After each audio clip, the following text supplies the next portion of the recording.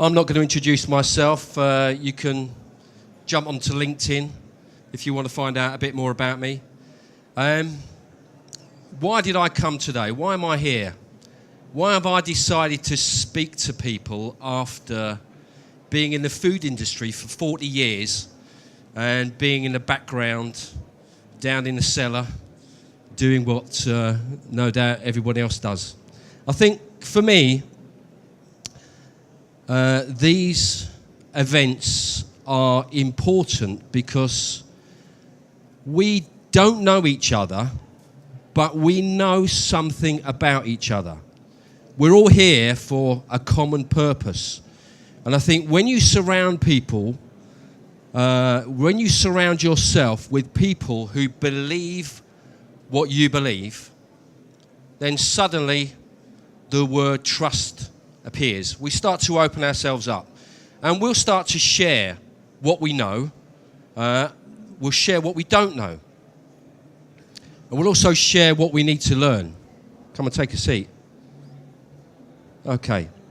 So I'm going to ask you, feel free today to take your phones out, turn your Wi-Fi on, because if I'm not interested enough, then please do check your emails.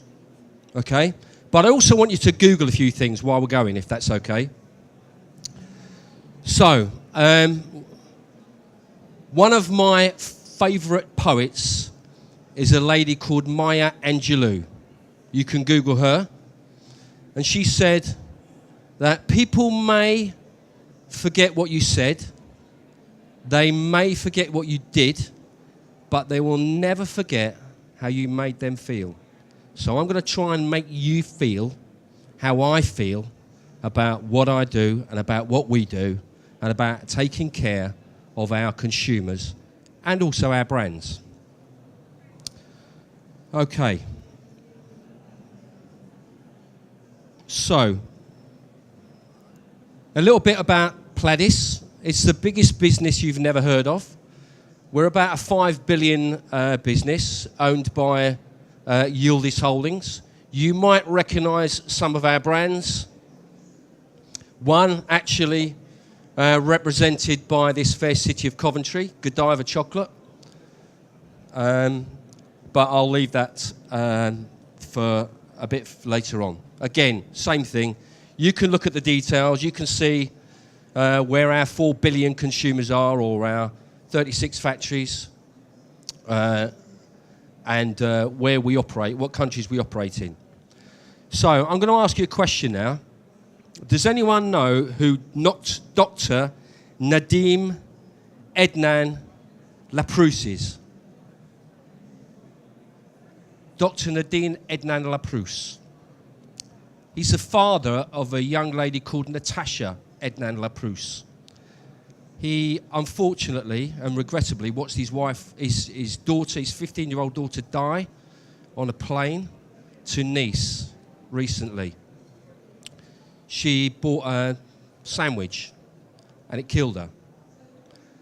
The company in question were sued by a consumer in America last year.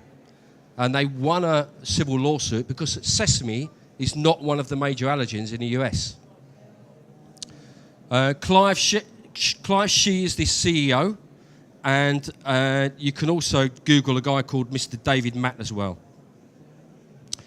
By 2025, 50% of the population of Europe will be suffering from some form of allergenic chronic disease.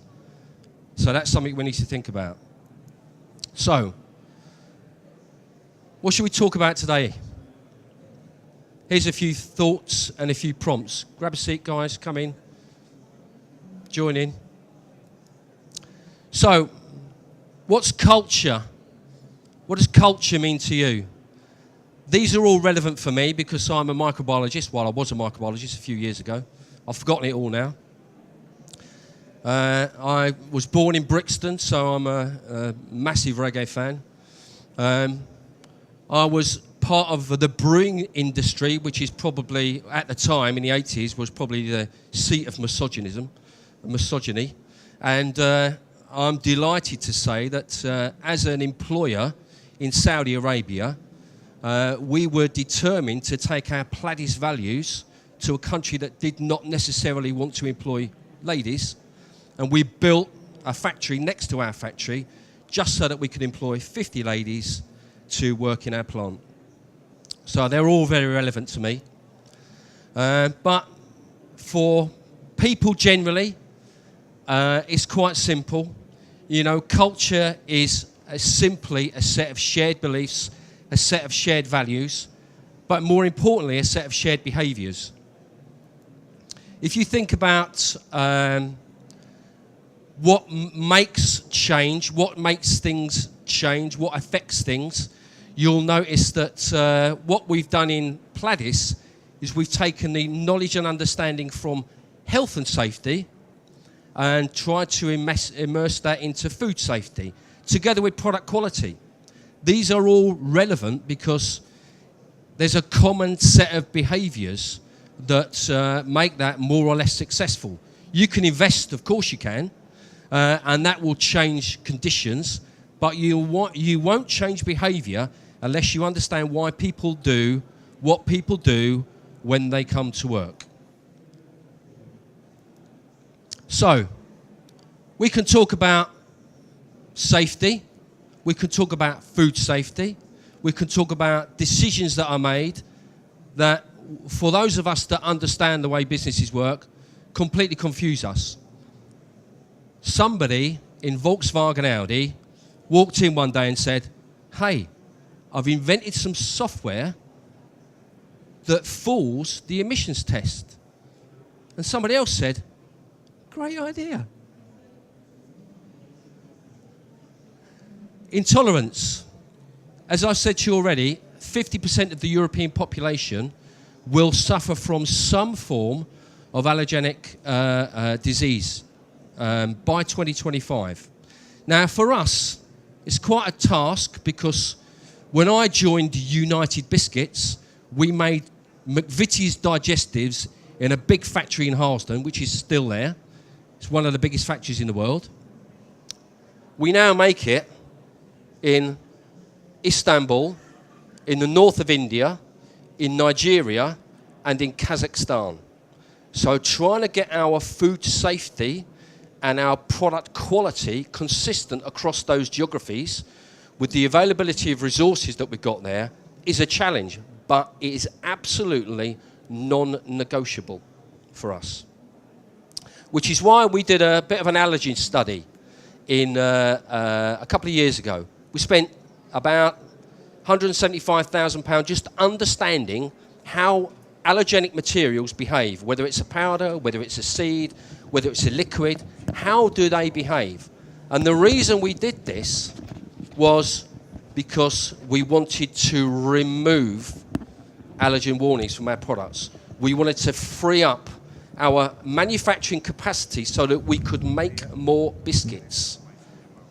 And in order to understand why you're doing something, in order to understand manufacturing and the risks related to manufacturing, helps you to understand what it is you need to do to protect consumers.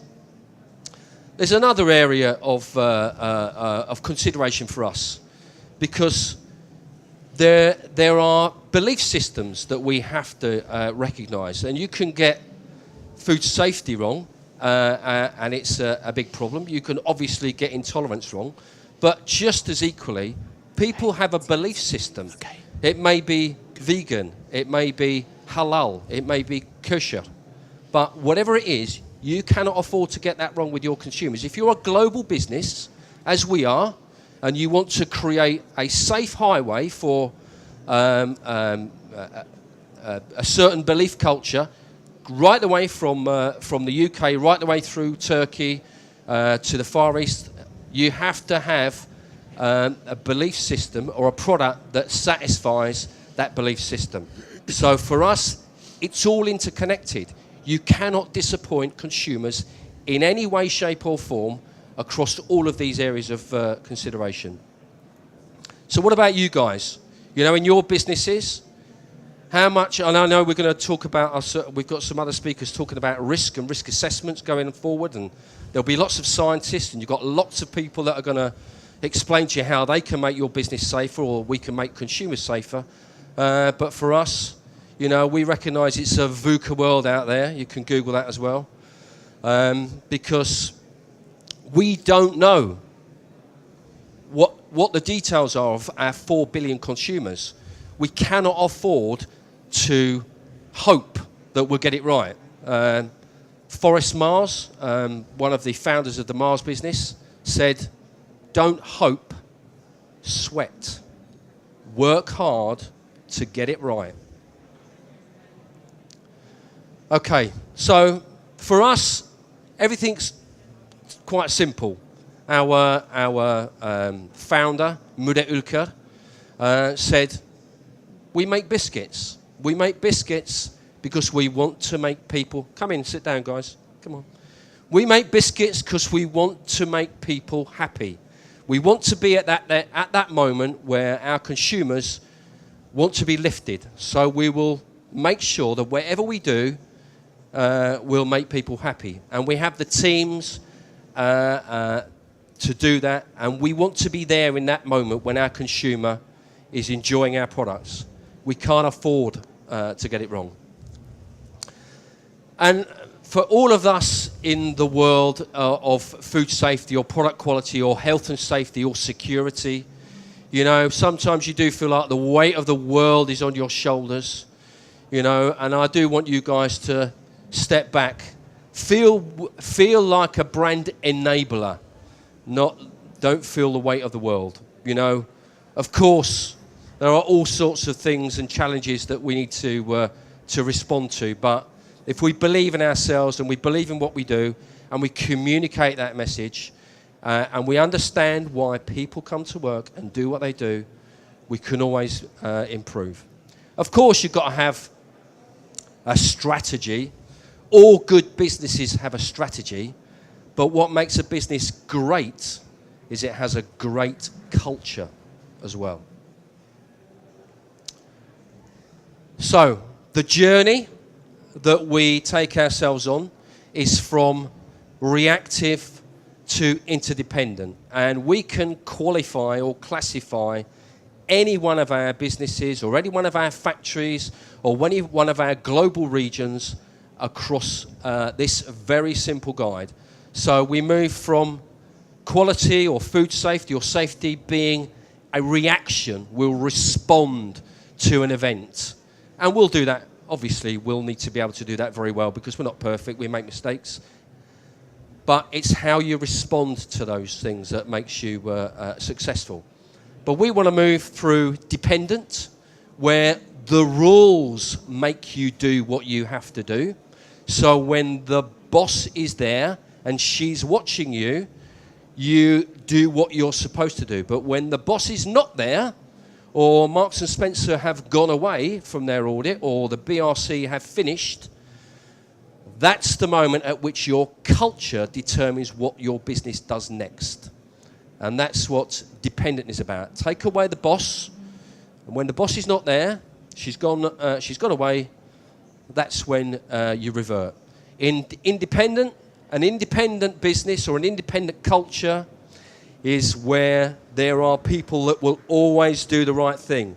Whatever happens, whether the boss is there or not, you know, if I've been told I must not use my phone in my car, I will not use my phone in my car. So these are the people that provide the pivot for everyone else. We want to go to a world called interdependent, where I won't use my phone in my car. I won't allow a food safety event or a product quality event to go without notice, and I will allow my work colleagues to do the same thing. I'll take it upon myself to work back through that organisation and drive it on my own if I need to. So, we map a journey. We map a journey based around culture, performance, organisation and policies. Of course, we have to measure things. We have to measure what it is we do and how we do it, but it's what you measure as well that manages your culture. We have to have rules, we have to have policies, we have to comply with legislation, the rules and the laws of the land, and if the laws of the land do not suit our purpose, we will go one step further. So for us, a sesame seed is an allergen in the US, and we treat it as such, even though we may get away with not being prosecuted if somebody comes to harm. You have to have an organisation that is properly structured and properly competent to manage all of that as well. And we use our very simple measures internally, where we talk about Goya, which is really about going out, getting off your bum, go out and have a look and see what's going on. Audit, assess, evaluate, communicate. Zero defects, we are absolutely and totally focused on driving zero defects, whether that's a security incident, if you're traveling, to Lagos on business, or it's a health and safety incident where you're working with high-speed machinery, or you're driving a truck, or you're driving a car on business around the world for us. Or whether you're delivering product quality, or whether you're delivering food safety, or whether you're delivering against a belief system. We do not tolerate failure, and we're relentlessly pursuing zero defect. And we set ourselves up to do that. And we have to have values. We work on values, not heroes. So you have to get that message right the way to the very, very top. And if my chief executive or my chairman or the CEO or whoever it is isn't actively tweeting or Instagramming and communicating with every element of our workforce or our consumers, young or old, we're not getting the message across. So every day, it's relentless. For me, we also use what we call an energy ladder. So this is about identifying things that will improve, but things that will change culture. So for us, you may use measurements, I call them the below-the-line measurements, measurements like consumer complaints, or incidents, or contaminations, or prosecutions, fines, failures, general failures. If you use failures as your measure to drive your business, you will get as far as dependent. You will always have a dependent culture. So when you take the rules away, or when somebody's had a good year and delivered a consumer complaint reduction, they relax for the next 2 or 3. The only way to drive the culture is to drive things that change the way people behave in work. And that way then you can move all the way, and then safety, food safety, security incidents, they become a choice. People choose to do what they do. And obviously when you recognise that, you can move those people that make those choices out of your business. So my last slide is about defects. So when I talked about zero defects, I talked with the owner of the business, Muda Ulka. He says to me, how can we choose a consumer that will allow to receive a defect from one of our products? How can I choose that? Who is it? So we have a defect level which is a decimal place better than 6 Sigma. We'll have, in some products, 2 to 3 complaints per million. Now, some businesses will accept that. Some businesses will be happy with that. We'll have a lost time accident rate in our business, which means that somebody's fallen over and they're so badly hurt they can't come to work the next day. These are things that we cannot conceive to be acceptable. So I'll let you choose which one of our consumers you'd like to give the defect to today. Okay, that's me done. Thank you very much. I'm now going to